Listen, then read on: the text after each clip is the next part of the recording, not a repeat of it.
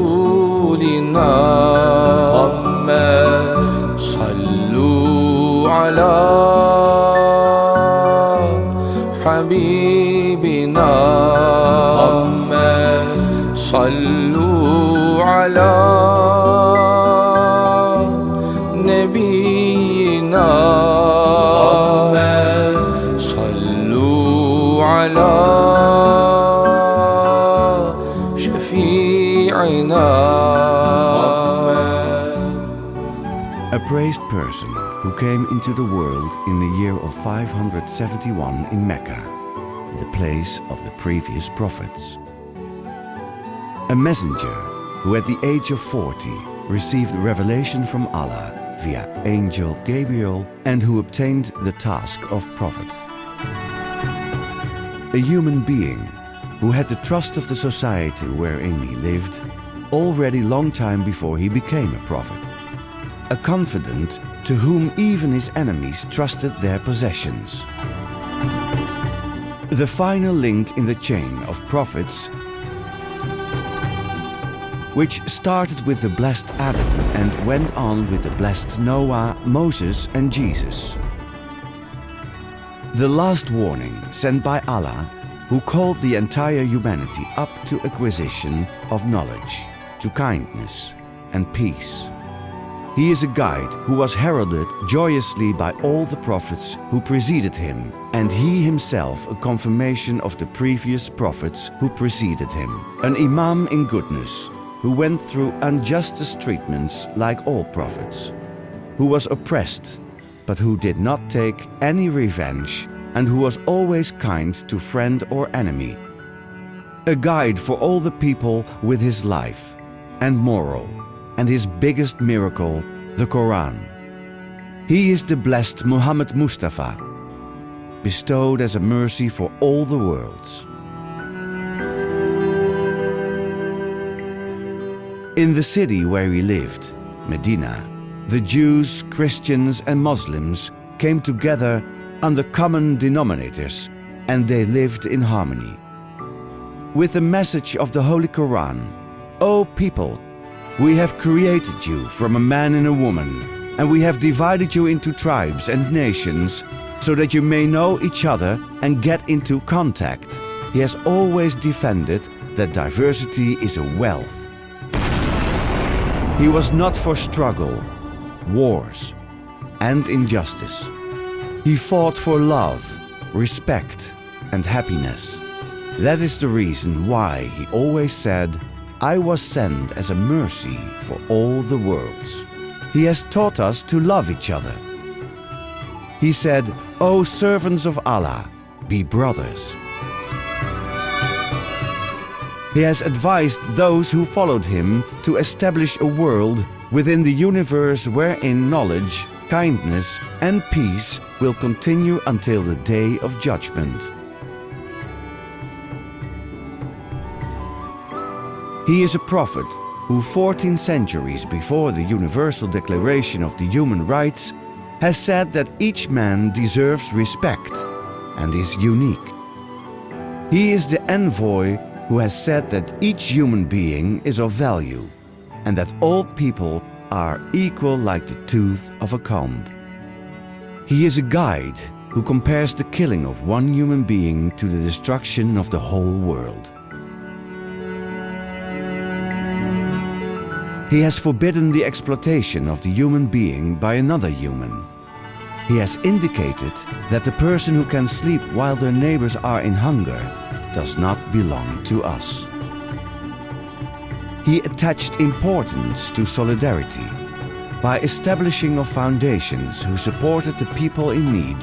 He has stimulated cohesion and solidarity in the society.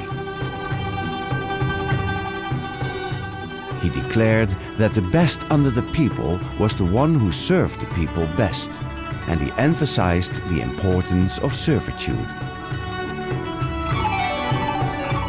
He even considered the smile to the people as a sadaqah in order to endorse people to kindness.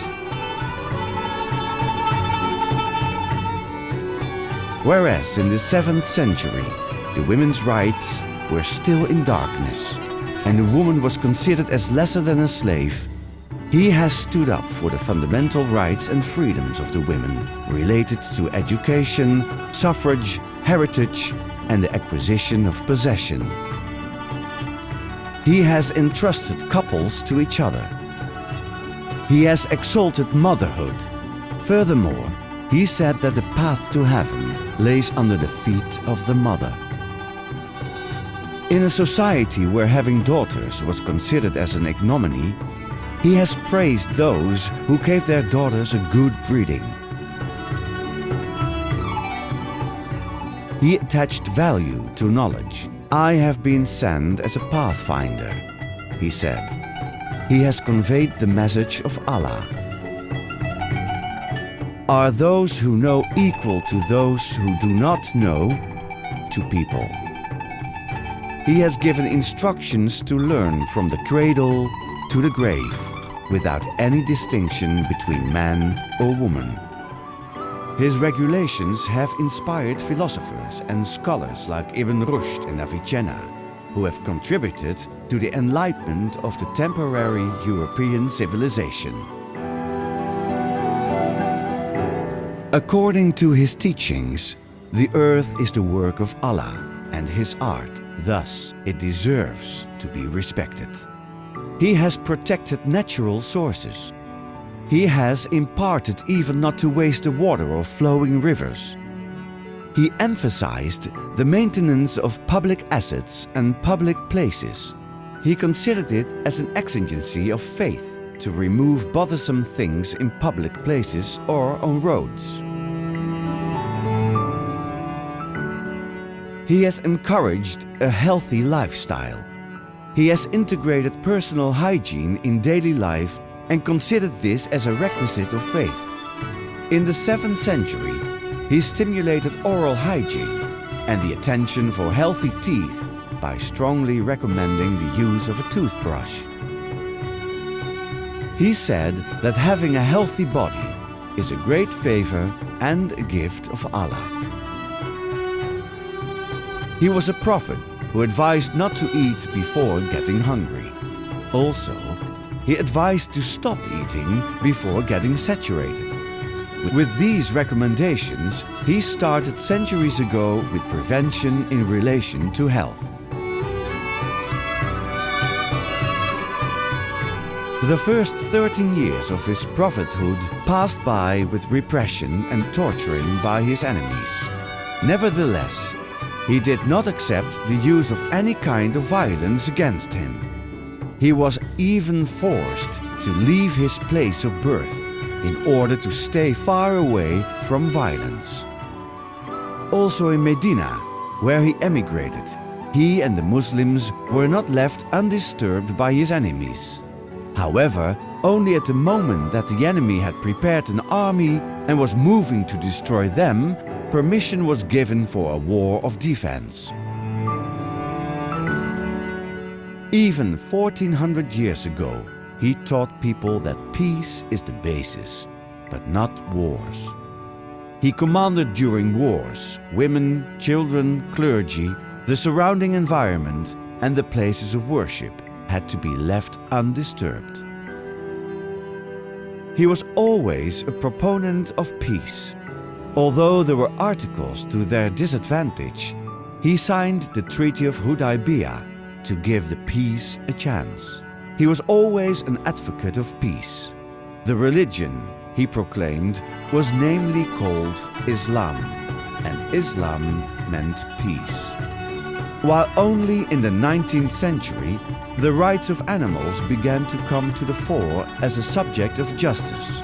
He was the one who, in an era wherein even people were sold as slaves, announced that also animals have rights. He was also the one who cut a piece of his cloth on which a cat had fallen asleep while he was reciting the Quran, and walked away there in order not to disturb the cat. He was also the one who considered goodness against animals equal to goodness against humans. He was also the one who prohibited the hunt on animals for pleasure and relaxation except for food. He has rendered the humanity such a way of life that everyone who sincerely followed his path could find harmony and direction.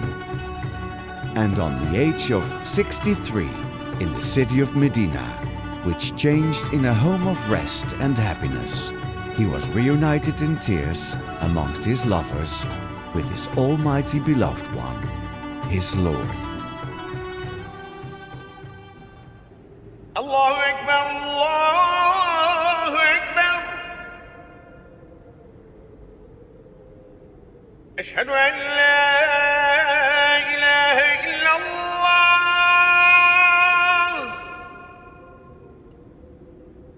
Ashhadu an la ilaha illallah. Ashhadu anna Muhammadan Rasulullah.